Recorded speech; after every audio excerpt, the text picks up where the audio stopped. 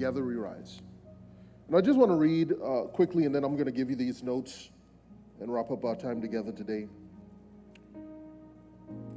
Psalm chapter 33, verses 11 to 22.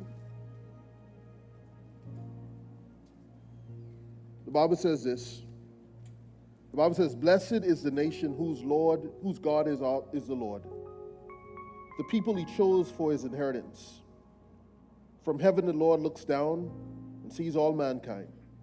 From his dwelling place he watches all that live on earth. He who forms the heart of all, who considers everything they do. No king is saved by the size of his army. No warrior escapes by his great strength.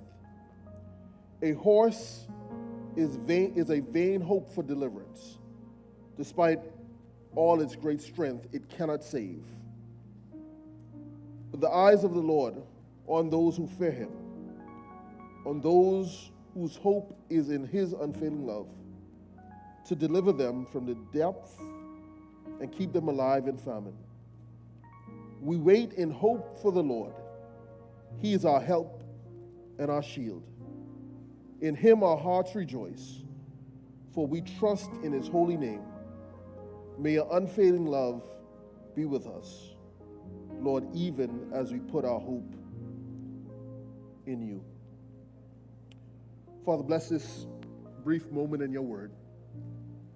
Father, may you encourage and challenge us today. We thank you for all that we've heard and seen. May you continue to get the glory and honor. In Jesus' name, amen. Today, all across the beautiful islands of the Bahamas, from Anagua to Grand Bahama, flags are being waved, our anthem is being played, and Bahamians everywhere are proudly wearing our colors, even as you are today. And rightly so, because for 52 years, we have stood as an independent nation, charting our own course, shaping our future, lifting our voices as a free people. But for the few moments that I have, I want to ask you this question. This year, our national independence theme is Together We Rise, but are we truly rising together? We've risen in tourism, but have we risen in truth? We've risen and grown our economy, but have we grown in our ethics? We've expanded in education, but have we expanded in godliness? We've become independent, but have we become insightful about what really holds our nation together? And so as we continue to celebrate our independence as a church, may we never forget, no nation stands securely unless it stands under God. Psalm 33 reminds us that blessed is a nation whose God is the Lord, the people he chose for his inheritance. This is not a verse just about Israel. This is a principle for every nation, including ours. Any people, any nation, any generation who honors God, who honors the Lord, will experience his blessings and covering. But the opposite is true as well. If we turn from him, we lose what only he can give. And so Together We Rise is a powerful declaration, but it's also a directional change, because togetherness doesn't happen through just celebration. It happens through alignment. We must be together in purpose. We must be together in prayer. We must be together in the pursuit of righteousness.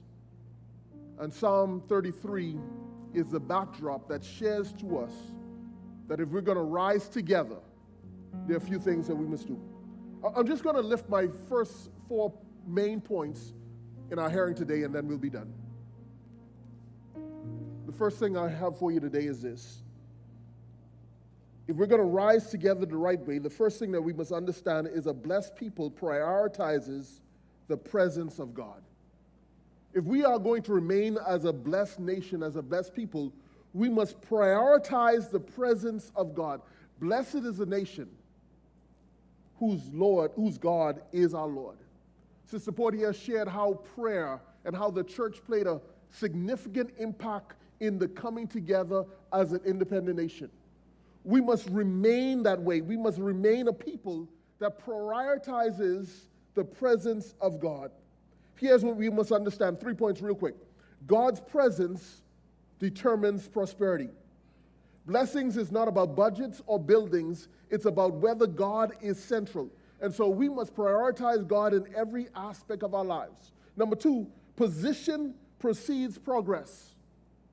Before we rise economically, we must bow spiritually. It is our posture, it is our position that will determine our progress as a nation. And it is our lordship that leads to legacy. A people who honors God leaves a godly inheritance. And so that is why it is important that we as a people, that we allow our youth and our next generation to know that our allegiance is to Christ and a godly heritage. Secondly, a discerned people depend on divine insight.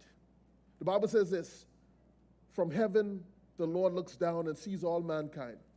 For his dwelling place he watches all who live on earth. He who forms the heart of all, who considers everything they do.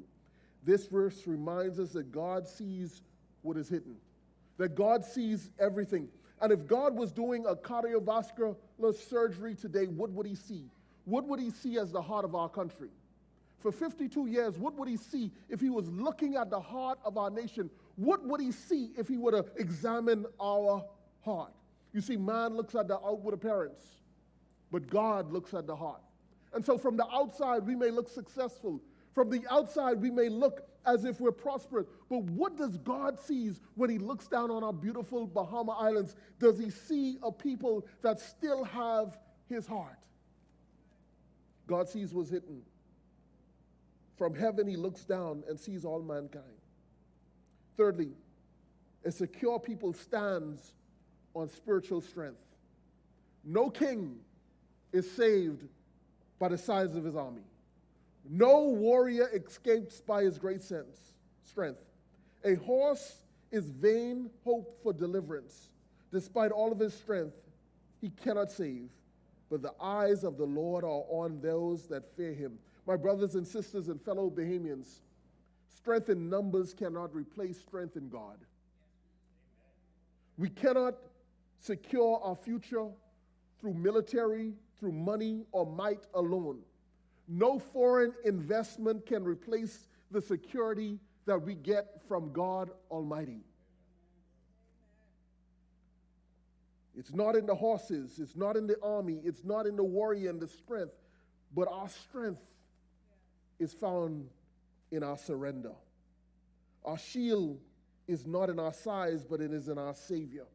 There's another passage that says this, some trust in horses, some trust in chariots, but we will remember the name of our Lord.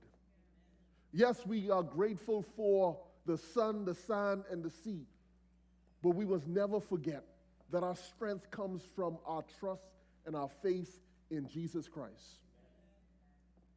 Standing strong requires spiritual sensitivity.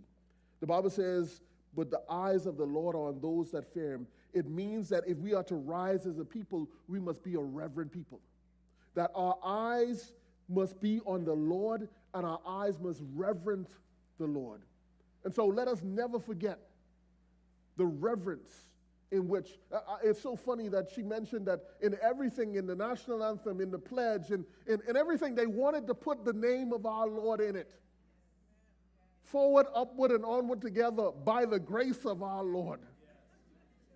That should be our heart's desire still 52 years later and 52 years to come, that we allow God to be at the forefront and the center of our nation.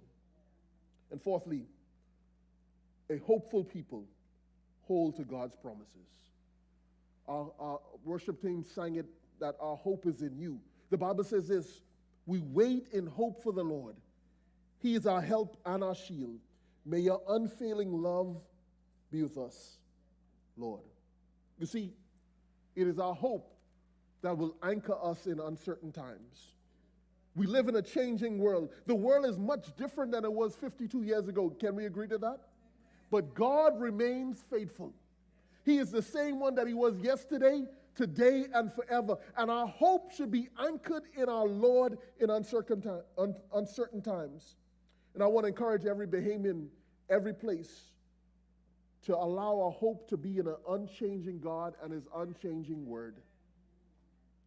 You see, before we look to new policies, we must return to old promises and rediscover God's covenant to our nation.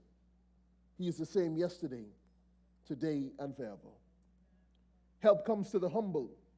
God is not obligated to lift up the proud. The Bible says God resists the proud, but gives grace to the humble. He responds to those that wait on him, those that ask for his help. You know, I used to say this, and some of you said it, that God helps those that help themselves. Y'all heard that before? God helps those that help themselves. That is a lie. God doesn't help those that help themselves. God helps those that ask for his help. This poor man cried, and the Lord heard him and delivered him. Our voices must always be crying out to God for his help. And while we celebrate so many great things in our country, we must also be real and understand that we as a country still need God's help. If you to look in the newspaper and see the violence, the crime, the things going on in our country, God, we still need your help.